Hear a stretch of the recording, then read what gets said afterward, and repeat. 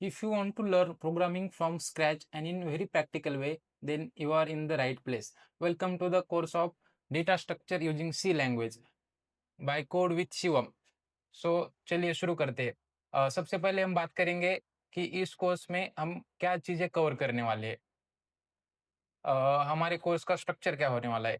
सो इस कोर्स को हमने 2 हिस्सों में बाँटा है। सबसे पहले हम देखेंगे सी लैंग्वेज का बेसिक, जिसको सी लैंग्वेज एकदम कुछ आता ही नहीं, वो भी स्टूडेंट ये कोर्स कर सकता है। और फेज़ 2 में हम सीखेंगे data structure using C language.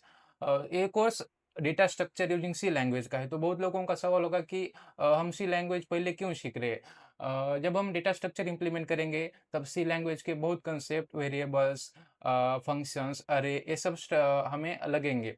देखते हैं हम किस वे में जाने वाले हैं। सबसे पहले हम देखेंगे introduction to C language, then देखेंगे variable and data types, variable क्या होते हैं, डेटा टाइप क्या होते हैं, कांस्टेंट।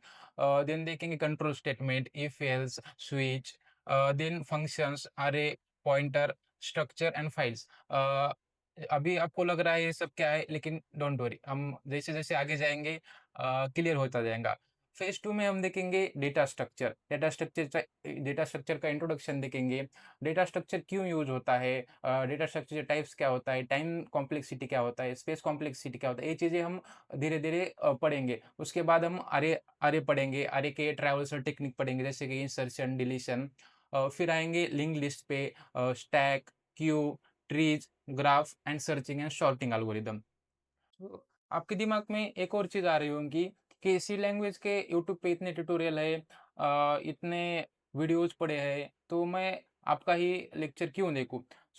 इसमें हम क्या करने वाले हो कि ये पूरा जो कोर्स है, जैसे हम कोड करेंगे, थियरी करेंगे, इसमें हम स्पेशल फ़ोकस करेंगे कि इंटरव्यू लेवल के हिसाब से इंटरव्यू कैसे थिंक करता है, उसके हिसाब से हम बताने वाले हैं कि आपको, जैसे कि अब अभी के जॉब मार्केट के अकॉर्डिंग इंटरव्यू में क्या पूछा जा रहा है, डेटा स्ट्रक्चर के किस क्वेश्चंस पूछे जाते हैं, आपको आंसर्स कैसे करने हैं उसके।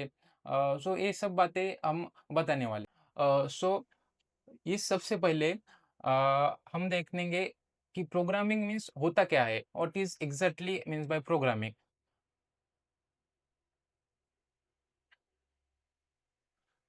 तो फॉर एग्जांपल, एक एग्जांपल लेते हैं हम कि सपोज आपको सैंडविच बनाना है। आप अपनी बहन के पास गए और बोला, sister can you make sandwich for me please. तो आपकी बहन क्या करेगी, उसका खुद का दिमाग लगाएगी, जाएगी, ब्रेड ब्रेड को स्लाइस में कट करेगी, उसमें वेजिटेबल्स डालेगी, सैंडविच क्रिएट करेगी और आपको देगी। तो उसने क्या किया, स्टेप बाय स्टेप एक प्रोसीजर फॉलो किया। पहले ब्रेड लिया, उसमें वेजिटेबल्स डाले, तो एक प्रोसीजर हुआ। एग्जैक्टली प्रोग्रामिंग लैंग्वेज भी हमारा ऐसा ही होता है। प्रोग्रामिंग लैंग्वेज में हम बताते हैं कि स्टार्ट करो, स्टॉप करो। चलिए अब हम प्रैक्टिकल एग्जांपल के साथ देखते हैं कि एक्चुअल प्रोग्रामिंग में स्टेप्स देना मतलब क्या होता है। जैसे कि हमने इस एग्जांपल में देखा कि तुमने तुम्हारी बहन को कहा कि सैंडविच बनाओ, तो उसने क्या किया, पहले ब्रेड लिया, उसको कट किया, उसमें से उसमें वेजिटेबल डाले। तो ये कुछ स्टेप्स हुए। तो प्रोग्रामिंग में स्टेप्स कैसे होते हैं, समझो, 2 नंबर की आपको एडिशन करनी है। ए इज इक्वल्स टू 5 लिया और अपने बी इज इक्वल्स टू 6 लिया। अब इन दोनों को सपोज हमको प्लस करना है, तो क्या करेंगे, C is equals to A plus B. ये क्या हुआ, स्टेप हुआ। ए को 5 लिया, बी को 6 लिया हमने, और सी को क्या किया, ए प्लस बी। हमने ए और बी को वैल्यू असाइन की, सी सी को ऑपरेशन किया। ये क्या होता है, मैं अगले वीडियोस में आपको बताऊंगा। प्रोग्रामिंग लैंग्वेज में इन स्पेशली सी प्रिंट एफ का यूज करते हैं कोई भी आउटपुट प्रिंट करने के लिए। अभी आप मत सोचो कि ये क्या है, मैं अगली वीडियो में बताऊंगा। प्रिंट एफ करके हम सी प्रिंट करेंगे। तो ये क्या हुआ, ये स्टेप्स हुए। फर्स्ट आपने ए और बी को वैल्यू असाइन की, फिर एडिशन की, फिर प्रिंट किया। ये जो स्टेप्स होते हैं, ये हमारा जो कंपाइलर है, ये मशीन को बताता है कि क्या स्टेप्स परफॉर्म करने हैं, और उसके अकॉर्डिंग हमारा जो कोड है वो आउटपुट देता है। ये हुआ प्रोग्रामिंग लैंग्वेज होती क्या है एग्जैक्टली। इसके बाद हम देखेंगे कि कंप्यूटर किस लैंग्वेज में समझता है। जैसे आप इंग्लिश बोलते हो, हिंदी बोलते हो, ये ह्यूमन लैंग्वेज हुई। सो कंप्यूटर ऐसे नहीं समझता। सपोज़ आप कंप्यूटर को बोल रहे हो, "ओए कंप्यूटर, चल 1 + 1 कितना है बता।" ये कंप्यूटर नहीं करता। सो कंप्यूटर क्या समझता है? Computer understand only binary language. So ये बाइनरी लैंग्वेज क्या होती है?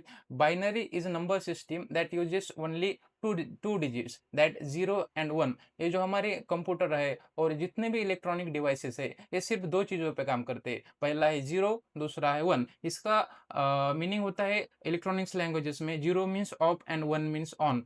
अ, इ इसके 2 ही आउटपुट निकलते हैं, एक तो 0 नहीं तो 1। इसके अलावा कंप्यूटर कुछ ही नहीं समझता। तो हम जो लिखते हैं ए प्लस बी, प्रिंट एफ, ये सब बाइनरी लैंग्वेजेस में ट्रांसलेट होता है और फिर कंप्यूटर हमें बाइनरी लैंग्वेजेस से हमारी ह्यूमन रीडेबल लैंग्वेजेस में कन्वर्ट कर देता है। सो बाइनरी लैंग्वेज मीन्स क्या होता है? 0 को बाइनरी लैंग्वेज में 0 ही करते हैं, 1 को 1, 2 को 1 0, 3 को 1 1। ये बाइनरी रिप्रेजेंटेशन है लैंग्वेज का। सो कंप्यूटर अंडरस्टैंड कैसे करता है? सो देख पहले क्या होता है, आपने टाइप किया कीपैड में हेलो। सो कंप्यूटर क्या करता है, उसको कन्वर्ट करता है बाइनरी लैंग्वेज में, 0 1 0 1, ये बाइनरी कोड हुआ। कंप्यूटर अंडरस्टैंड करता है उस बाइनरी लैंग्वेज को। और क्या होता है उस कंप्यूटर में मिलियंस ऑफ ट्रांजिस्टर होते हैं। वो ट्रांजिस्टर समझ के आपको फिर आउटपुट आपके स्क्रीन पे देते हैं। सो ये है computer. This is how the computer is work. इसके बाद हम देखेंगे कि प्रोग्रामिंग लैंग्वेजेस के कितने टाइप होते हैं।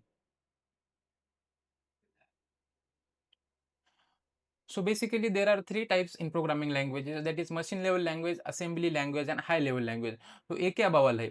सो क्या होता है, machine level language understandable by CPU and high level language understandable by human। तो ये क्या होता है, मशीन लेवल लैंग्वेज हार्डवेयर के बहुत क्लोज होती है और हाई लेवल लैंग्वेज हमारे ह्यूमन इंटरेक्शन के बहुत क्लोज होती है। कैसे? सबसे पहले हम देखते हैं मशीन लेवल लैंग्वेज। ये क्या है? It is a lowest level language. ये सबसे लोएस्ट लेवल की लैंग्वेज है। मतलब इसमें क्या होता है, for example human direct code ही लिख देता है 10001। सो सीपीयू उसको डायरेक्ट समझता है कि या कुछ तो बाइनरी लैंग्वेज में आ रहा है। नो झंझट, कुछ भी नहीं है। उसके बाद होता है असेंबली लेवल लैंग्वेज। ये भी लो लेवल की लैंग्वेज होती है। इसके न्यूमोनिक्स यूज़ करते हैं, like move A comma B, add A comma C. ये जो है इंस्ट्रक्शन देता है कंप्यूटर में। इसमें क्या होता है, एक ट्रांसलेटर होता है जिसको जिसको हम असेंबलर बोलते हैं। ये क्या करता है, सपोज आपने असेंबली लेवल लैंग्वेज में कुछ लिखा, तो असेंबलर इसको कन्वर्ट करता है मशीन लेवल लैंग्वेज में। और मशीन लेवल लैंग्वेज में हमने बोला, मशीन लेवल मतलब binary level language. Binary language language क्या होती है, जीरो और वन। जीरो और वन एसीपीओ समझ जाता है। उसके बाद होती है हाई लेवल लैंग्वेज, जिसमें हम प्रोग्रामिंग लैंग्वेजेस मोस्टली यूज़ होती है, जैसे कि सी, सी प्लस प्लस, जावा। ये हाई लेवल लैंग्वेज है। It is closest to the human language. मतलब क्या होता है कि सपोज़ आपने लैंग्वेज लिखी, इंट यहाँ पे देखो, int a is equals to 10, int b is equals 20, एक कोड है लैंग्वेज का। ये हाई लेवल लैंग्वेज है। इसका क्या होता है, आपने कोड लिखा, ए जाएगा कंपाइलर के पास और कंपाइलर क्या करेगा, उसको कन्वर्ट करेगा मशीन लेवल लैंग्वेजेस में और मशीन लेवल लैंग्वेज सीपीयू को समझती है। मशीन लेवल लैंग्वेज सीपीयू को समझती है और सीपीयू आपको आउटपुट देता है। तो आपके दिमाग में सवाल आ रहा होगा कि जब हमारे पास मशीन लेवल जो लैंग्वेज है, वो ह्यूमन